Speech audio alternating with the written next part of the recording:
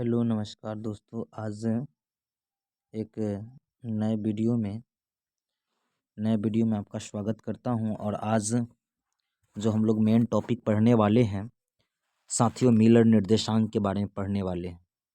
तो थोड़ा सा ध्यान दीजिएगा। मिलर निर्देशांक से संबंधित एक एक पॉइंट पर हम लोग, एक एक टॉपिक पर हम लोग फोकस करेंगे आज के इस वीडियोज़ में।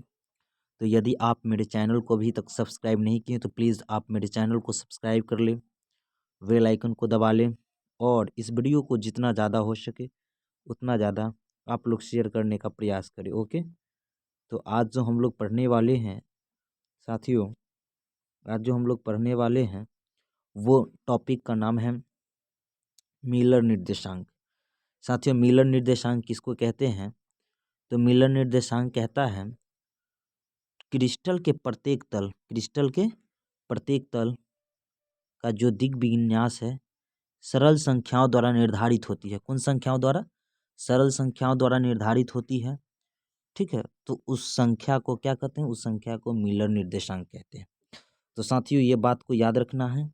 मिलर निर्देशांक का डिफिनीशन यदि पूछे, मिलर निर्देशांक का डिफिनीशन पूछे तो क्रिस्टल के प्रत्येक तल का दिग्विन्यास सरल संख्याओं द्वारा निर्धारित होती है। कौन संख्या द्वारा? सरल संख्या, मतलब 1 2 3 इस तरह से सरल संख्याओं द्वारा अगर निर्धारित होती है तो उसको मिलर निर्देशांक कहते हैं। तो ये बात को याद रखना है। अब ध्यान दीजिएगा, यहाँ पे कहता कथी है ए बी सी का गुणक, जैसे 2a है, 2b है, 3c है, तो इसका गुणक जो है ये 3 है, b का गुणक 2 है, a का गुणक 2 है। तो कहता गुणक के रूप में तरल के अवरोध हो यानी इंटरसेप्ट करता उसे 20 निर्देशांक कहते हैं। कौन निर्देशांक? 20 निर्देशांक कहते हैं। तो ये बात को याद रखना है। और जो 20 निर्देशांक होता है वो हमेशा ऋणात्मक होता है। 20 जो निर्देशांक होता है वो हमेशा क्या होता है? व्युत्क्रम के रूप में ज्ञात किया जाता है। व्युत्क्रम के रूप में ज्ञात किया जाता है। तो ये बात को ध्यान में रखना है। आगे कहता है 20 निर्देशांक का जो मान होता है भिन्नांक के रूप में होता है और उसमें न्यूनतम संख्या से क्या करेंगे? गुना कर देंगे। न्यूनतम संख्या से गुना करने के बाद जो संख्या प्राप्त होती है उसी को मिलर निर्देशांक कहते हैं साथियों। तो ये बात को आपको भली भांति अच्छी तरह से समझ में आ गई होगी कि मिलर निर्देशांक किसे कहते हैं।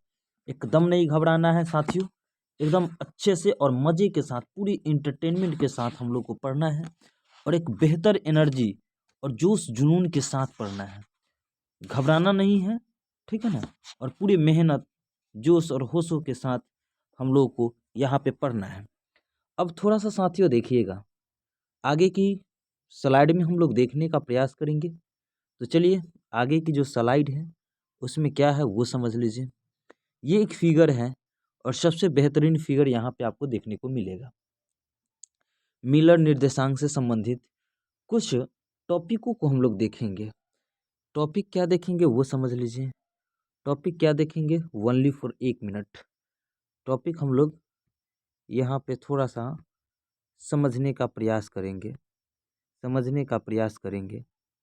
एकदम धैर्य बना के रखना है। चलिए, सपोज कीजिए कि एक क्रिस्टल है जिसका जो वैल्यू है एक 2a है।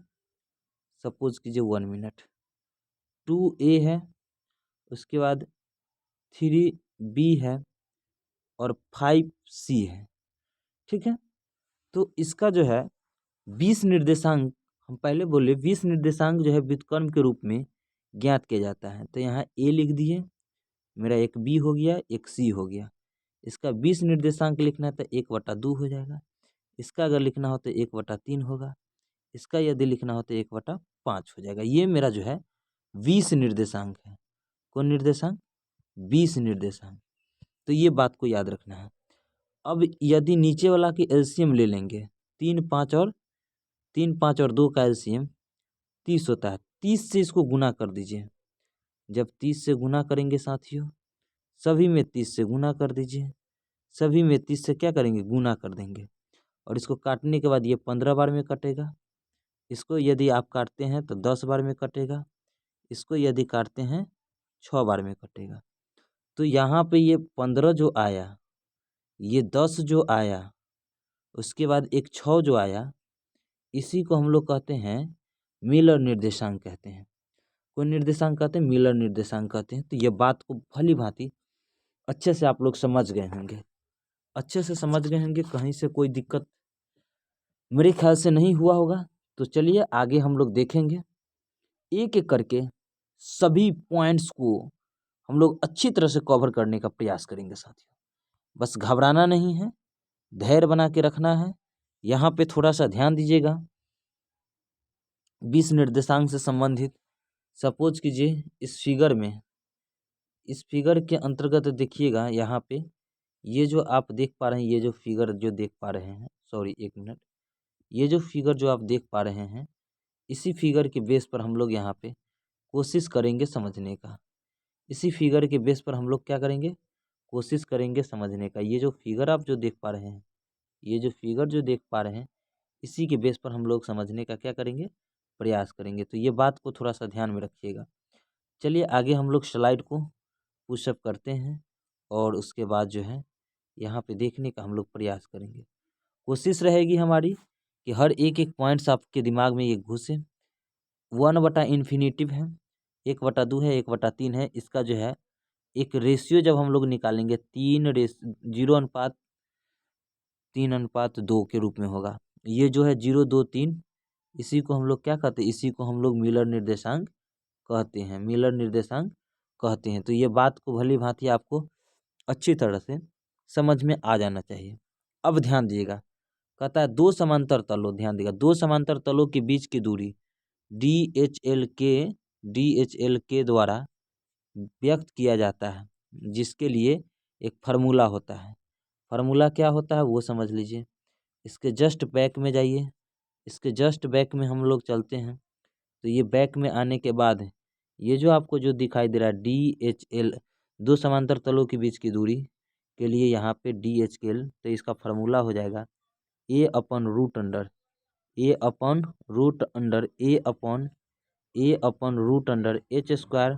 K² L²। तो ये होता है।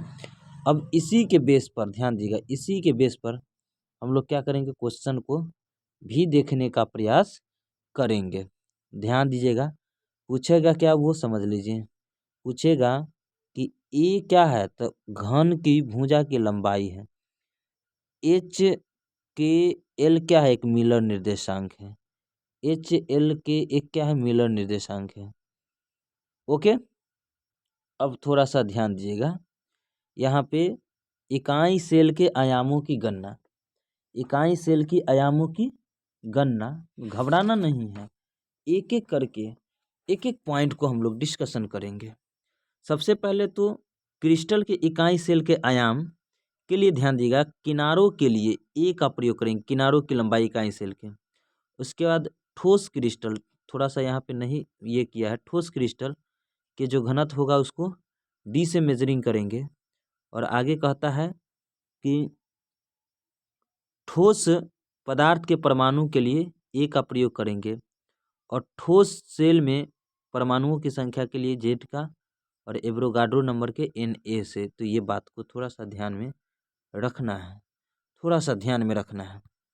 अब आगे चले आइए, तो इसी के बेस पर इकाई सेल का आयतन का बाबूरी फार्मूला हो गया, इकाई सेल के आयतन का एक हो गया, फार्मूला हो गया। अब ध्यान दीजिएगा, इकाई सेल के आयतन भी बराबर होता है AQ होता है, भी बराबर क्या होता है, AQ। तो ये बात को थोड़ा सा ध्यान में रखना है, ठीक है। अब ध्यान दीजिएगा, इकाई सेल का द्रव्यमान, इकाई सेल का कथी, ध्यान दीजिएगा, इकाई सेल का द्रव्यमान, शब्दों पर ध्यान दीजिएगा, इकाई सेल का द्रव्यमान, इकाई सेल का कथी, शब्दों पर ध्यान दीजिएगा, इकाई सेल का द्रव्यमान, इकाई सेल का द्रव्यमान, इकाई सेल का द्रव्यमान। इसका फार्मूला क्या होता है इकाई सेल का द्रव्यमान का, परमाणुओं की संख्या, ध्यान दीजिएगा, परमाणुओं की संख्या गुने परमाणुओं का द्रव्यमान, परमाणुओं की संख्या गुने परमाणुओं का द्रव्यमान, ये जो है ये फार्मूला होता है। तो ये बात को याद रखिएगा, और हम लोग को लेटेस्ट पॉइंट को समझना है, और इसी के बेस पर हम लोग न्यूमेरिकल भी बनाने का प्रयास करेंगे। जब आप डेंसिटी निकालिएगा, ठीक है, डेंसिटी निकालिएगा सरल इकाई सेल के, सॉरी इकाई सेल के, तो जेड गुने ए अपॉन ए क्यू गुने एन ए एवोगाड्रो नंबर। ये बात को थोड़ा सा दिमाग में सेट कर लेना है, सेट कर लेना है। अब ध्यान दिएगा, अब याद क्या करना है वो समझ लीजिए, इसको छोड़ दीजिए, उतना इम्पोर्टेंट नहीं। सरल ध्यान दिएगा, इकाई सेल का घनत्व ठोस का घनत्व होता है। इकाई सेल का जो घनत्व है ठोस का घनत्व होता है। अब ध्यान दीजिएगा, इकाई सेल में परमाणुओं की संख्या के लिए एकदम सिंपल सा लॉजिक है। कहता है सरल इकाई सेल, पिंड केंद्रित इकाई सेल, फलक केंद्रित इकाई सेल।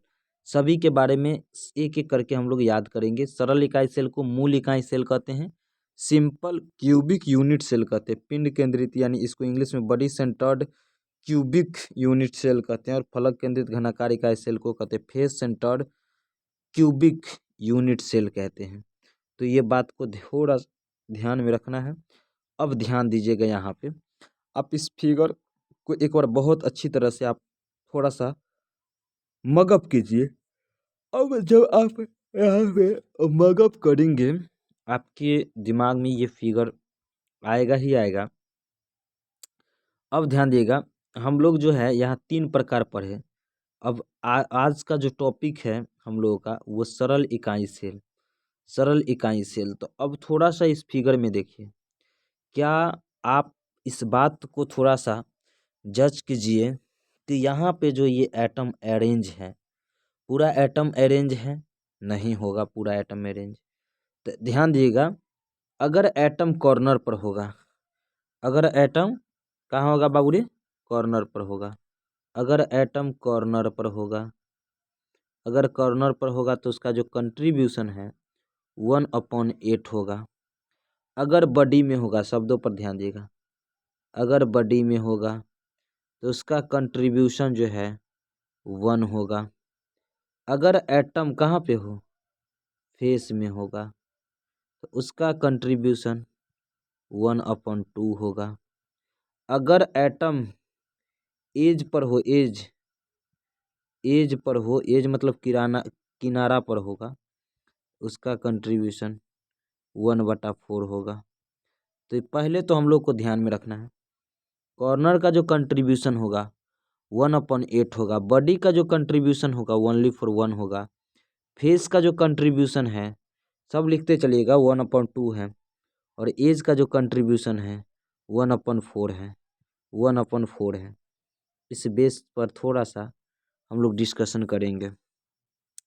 कहता है सिंपल यूनिट सेल में एटम ओनली फॉर कॉर्नर पर है, तो इसका कंट्रीब्यूशन, कॉर्नर टोटल कितना है? तो टोटल कॉर्नर 8 है। एक कॉर्नर पर के एटम का कंट्रीब्यूशन 1/8 है। इसको जब काटिएगा एक बार में कटेगा, तो इसका वैल्यू कितना होगा? 1। यानी पूछेगा सिंपल यूनिट सेल में, कौन यूनिट सेल में? सिंपल यूनिट सेल में, सिंपल यूनिट सेल में, सिंपल यूनिट सेल में एटम की संख्या अगर पूछेगा बाबू, एटम की संख्या अगर पूछेगा बाबू, तो इसका वैल्यू 1 हो जाएगा। इसका वैल्यू कितना होगा? 1 हो जाएगा। ओके भाई, आगे देखिए, पिंड वाला में देखिए, पिंड वाला में देखिए, एक एक करके आपको हर चीज़ समझ में आएगा। कहता है कि एटम जो है कॉर्नर के अलावा एगो तो उसके बीच में होगा, पूरी पूरी एटम।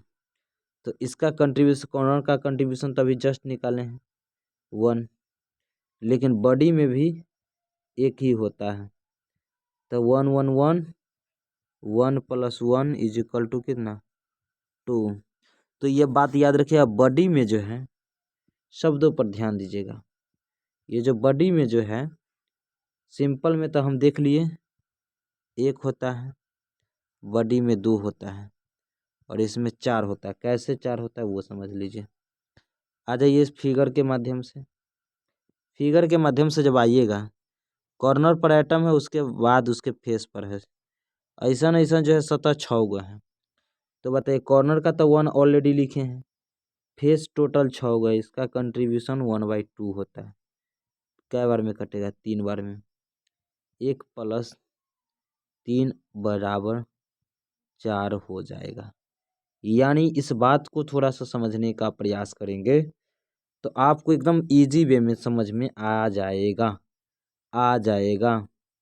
अब ध्यान दीजिएगा, कहता है सरल इकाई सेल में एटम की संख्या 1, इसमें 2, इसमें कितना 4, इसमें कितना 4। तो ये बात को थोड़ा सा ध्यान में भी रखना होता है, तो ये बात को थोड़ा सा ध्यान में रखिएगा। अब आगे हम लोग समझते हैं आगे के जो टॉपिक हैं, ब्रैग के समीकरण। बहुत ही इम्पोर्टेंट VVI कर लीजिएगा, ये एग्जाम में पूछने की पॉसिबिलिटी होती है और पूछ भी सकता है। कहता क्या है, 1913 ईस्वी में WL ब्रैग और WB ब्रैग बाप बेटा ने 2 क्रिस्टल तलों के बीच की दूरी को ज्ञात करने के लिए जिस समीकरण को निकाला उसे ब्रैग का समीकरण कहते हैं। और इसका फार्मूला याद रखिएगा, n lambda = 2d sin theta, 2d sin theta, 2d sin theta, n lambda = 2d sin theta, 2d sin theta. तो ये बात को भी ध्यान रखना है, 2d sin थीटा को, 2d sin थीटा को एक एक करके एक एक टॉपिक को हम लोग डिस्कशन करेंगे। बस घबराना नहीं है, घबराइएगा तो गड़बड़ाइएगा। अब ध्यान दीजिएगा, तो ये समझ गए, इसी से संबंधित पॉइंट्स हैं। पॉइंट्स क्या है वो समझ लीजिए। क्षैतिज तलों के क्रिस्टल के अंदर समांतर तलों का जो निरूपण, ध्यान दिया, समांतर तलों का निरूपण करते हैं या करती है। 2 क्रमागत तलों के बीच की दूरी को d और x किरणों का एक पुंज थीटा का कोण बनाते हुए क्रिस्टल पर आपतित होती, मतलब आती है, और कुछ x किरण का कोण बनाते हुए पहले तल से परावर्तित हो जाती है। मतलब 2 गो तल है, यहाँ से ये आया, आने वाला को आपतित और जाने वाला को परावर्तित, और इस तरह से बनाएगा। इसमें एंगल बनाएगा थीटल, इसमें भी थीटा एंगल, और इसको डॉट लाइन से मिलाएंगे, इसको डॉट लाइन से मिला देंगे, और इसके बीच में जो एंगल बनेगा थीटा एंगल बनेगा। आगे हम लोग को देखना है, तो ये बात को याद रखना है।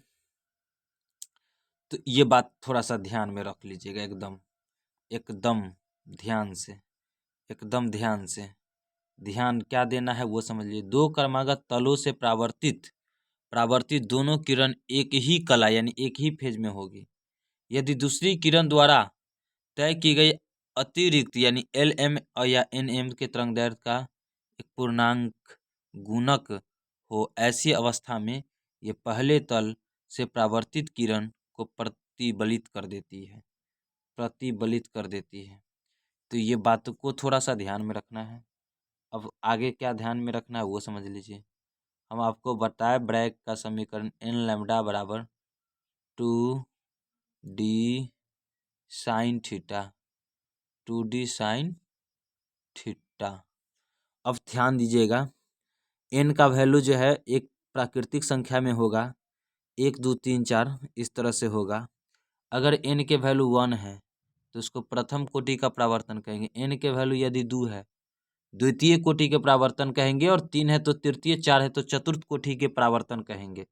तो ये बात को थोड़ा सा ध्यान में बाबू रख लेना है, सोना बाबू, राजा बाबू।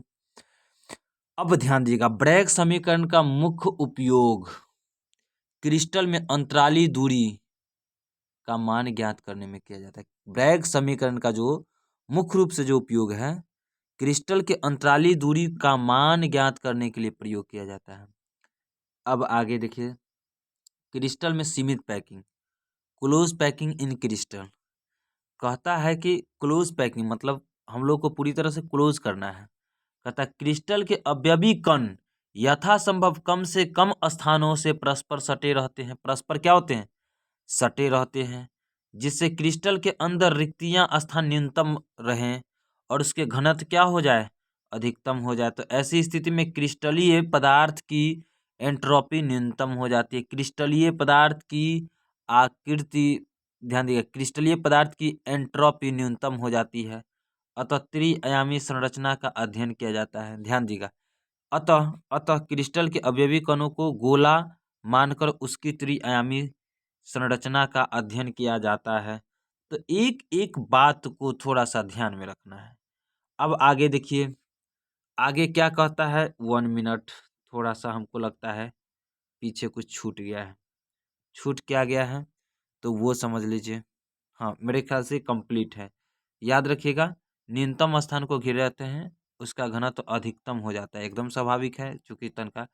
आगे कहता है क्रिस्टल पदार्थ की एंट्रोपी न्यूनतम हो जाती है, अतः क्रिस्टल के अवयवी कण कठोर गोले मानकर उसकी त्रिआयामी संरचना का अध्ययन करते हैं। तो ये बात को थोड़ा सा ध्यान में रखना है। अब आगे देखिएगा, आगे क्या कहता है वो समझ लीजिए। अब आगे कहता है कि दूसरी कतार को पहली कतार के संपर्क में इस प्रकार रखा जाए कि दूसरी कतार वाले गोले गोले पहली कतार वाले गोले के ठीक सामने रहे और क्षैतिज क्षैतिज और उदग्र दोनों ओर फैली रहती है। ठीक है, इसे एक्स एक्स टाइप कहते हैं। याद रखिए, एक्स एक्स टाइप जो है, ऐसी व्यवस्था में गोला गोला 4 अन्य गोलों के संपर्क में रहते हैं। प्रत्येक गोले की समन्वय संख्या कितना होती है? 4 होती है। प्रत्येक गोले की समन्वय संख्या कितना होती है? 4 होती। तो ये बात को थोड़ा सा ध्यान में रखना है। समन्वय संख्या कितना होगा? 4 होगा। इसी को हम लोग स्क्वायर क्लोज पैकिंग कहते हैं। स्क्वायर क्लोज पैकिंग देख लीजिए, ये जो मान लीजिए इसको मेन सेंटर मान लेते, कितने एटम टच करा? एक ये, एक ये, एक ये और एक ये। बाकी बाद उसका दोस्त कोई भी जो है कनेक्ट में नहीं है, इसलिए इसको स्क्वायर क्लोज पैकिंग कहते हैं। स्क्वायर क्लोज पैकिंग कहते हैं। अब ध्यान दीजिएगा, कहता है दूसरी कतार को पहली वाली कतार के संपर्क में रखा जाए कि गोले पहले वाले कतार में बने गत्य के ठीक सामने, चूंकि दूसरे कतार और दूसरे कतार और पहली कतार के स्थानों में थोड़ी विभिन्नता होती है। पहली कतार और दूसरी कतार में अंतर होती है। दूसरी कतार को y द्वारा निर्धारित किया जाता है। अब तीसरी कतार को इस प्रकार व्यवस्थित किया जाता है कि इसके पहली कतार वाले गोली के ठीक सामने है, ठीक सामने है। पहली और तीसरी कतारें समान हैं। तीसरी कतार x द्वारा निर्देशित किया जाता है। इस प्रकार से रखा जाए कि पूरी व्यवस्था एक्स वाई एक्स टाइपिंग कहते हैं। ध्यान दीजिएगा, ई दोनों एटम सेम है। ई जो है बीच में एक्स है, वाई है, ई वाई है, ई वाई है, ई वाई है, इसलिए इसको एक्स वाई एक्स टाइपिंग कहते हैं। एक्स वाई टाइपिंग कहते हैं। तो ये बात को भी ध्यान में रखना है। अब ध्यान दीजिएगा, पूछेगा क्या कि इस प्रकार के फिगर में हेक्सागोनल क्लोज पैकिंग की संख्या कितना है? 6 है समन्वय संख्या। कितना है? 6 है समन्वय संख्या। याद रखिएगा। अब ध्यान दीजिएगा, 1 dimensional close packing. 1 dimensional close packing, यहाँ पे ध्यान दिए, कणों की समन्वय संख्या 2 होती है और इसमें गोले के केंद्र का सीधा प्रभाव पड़ता है। तो ये बात को थोड़ा सा ध्यान में रखिएगा। ठीक है, कणों की समन्वय संख्या यहाँ पे 2 होगी, चूंकि ये मान लीजिए मेन सेंटर तो एक बगल अगल में क्या गो 2 गो है, तो समन्वय संख्या 2 होती है। इसमें गोले के केंद्र एक सीधा रेखा में है। 2 डायमेंशनल क्लोज पैकिंग ऐसी व्यवस्था जिसमें एक्स एक्स टाइपिंग कहलाती है। ध्यान दीजिएगा, इसको स्क्वायर क्लोज पैकिंग कहते हैं। इसको स्क्वायर क्लोज पैकिंग कहते हैं। एक्स वाई एक्स द्वारा द्वारा जो टाइपिंग होता है उसको हेक्सागोनल क्लोज टाइपिंग कहते हैं। इसी को हेक्सागोनल क्लोज टाइपिंग कहते हैं। तो ये बात को भली भांति आप अच्छी तरह से समझ गए होंगे। अब आगे हम लोग चलते हैं आगे की स्लाइड में। त्रिआयामी सीमित पैकिंग, 3rd डायमेंशनल क्लोज पैकिंग। षडभुजीय व्यवस्था वाले स्तर एक दूसरे के ऊपर इस प्रकार से रख सकते हैं। पहली विधि, दूसरे स्तर के पहले स्तर के ठीक ऊपर इस प्रकार रखा जाता है कि ऊपर वाले स्तर के गोले पहले वाले स्तर के गोले के ठीक ठीक ऊपर पड़े हैं। ये बात को याद रखिएगा। ये बात को क्या करना है, याद रखना है। तो साथियों, आज भर के लिए इतना ही। फिर मिलते हैं नेक्स्ट क्लास में। तब तक के लिए बाय बाय, नमस्कार।